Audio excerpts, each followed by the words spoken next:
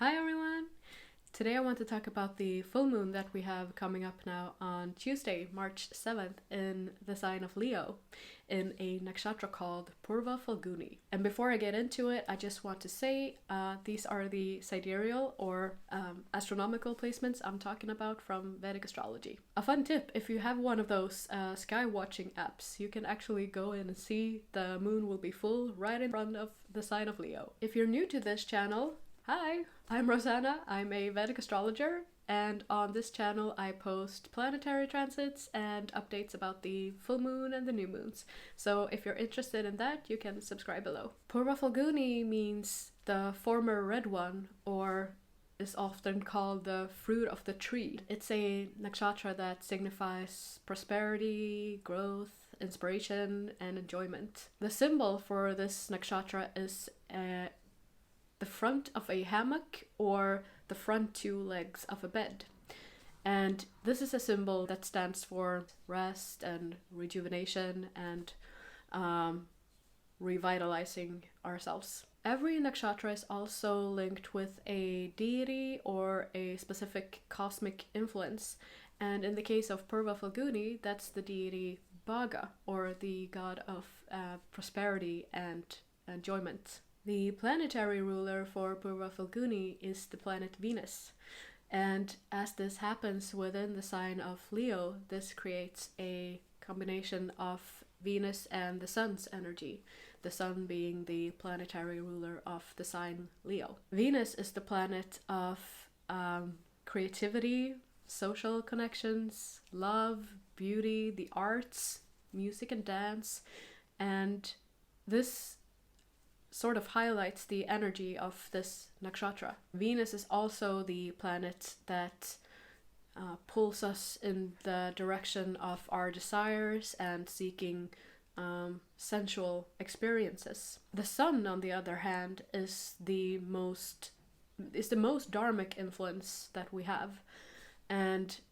it's the planet that calls us to step into our power and to sort of shoulder our responsibilities and to forge our path. So when these two planetary influences align, this can be a kind of a difficult union, because Venus and the Sun are not sort of friendly towards each other, and they have very different energies, and you could also say conflicting energies, as they in a sense pull us in different directions, giving into momentary pleasure or accepting our responsibilities. That's very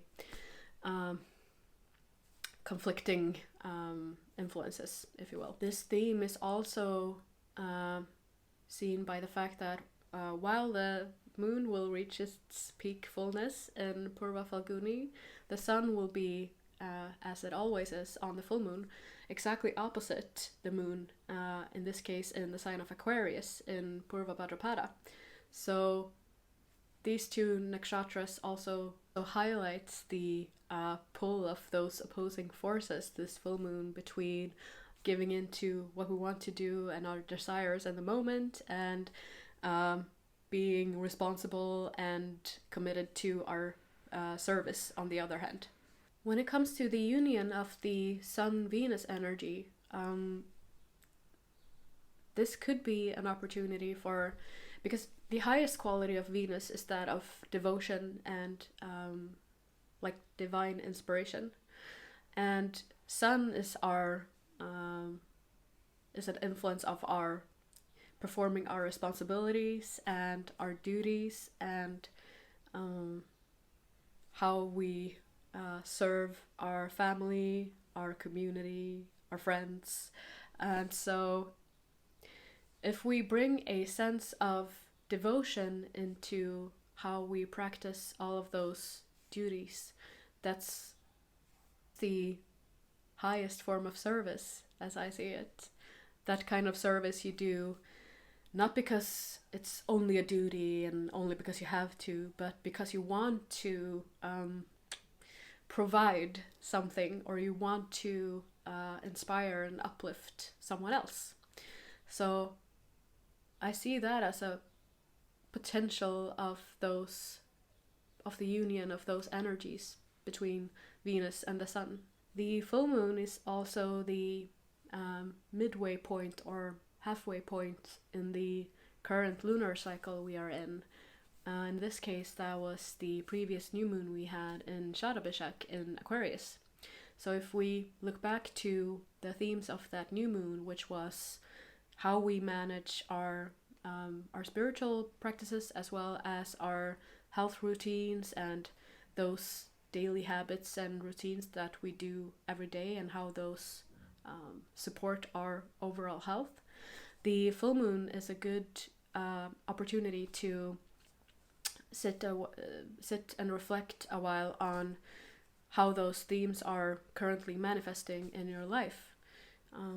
Whether we feel vital, full of energy, or if we perhaps feel tired and lacking some energy. That could be some information on how we might adjust those routines to feel more vital and feel more well rested and full of energy. Overall, I would say that this full moon feels very prosperous, full of creative potential, and a very social full moon. So it could be a great time for social gatherings and for also pursuing something creative, or maybe arts, crafts, dancing, if that's what you do. This is a very extroverted full moon. In a way, all the full moons are more extrovert in its energy, but this feels especially true in the nakshatra of Purva Falguni. As always, I post a bunch of questions relating to the full moon on my blog, and so I thought I'd share them here with you as well. And the questions that I post for this full moon was, what makes me feel most inspired right now? And how can I bring more of that into my everyday life? Am I upholding my responsibilities? How am I showing up for my family, my friends, and my community? In what instances am I most tempted to give into short-term stimulation? And what could I do to ascertain my self-control? And finally, am I taking proper care of my health? Do I feel well rested and energized, or is there something I need to adjust within my daily routines and my priorities? So that was it for this full moon update. If you want to read more about it, you are always welcome to visit my blog at starlightinspiration.com/blog and read more about it. And I would like to share a quote I posted as a way to end this update. It is the sun that allows an individual to make the personal sacrifices that truly make a person great.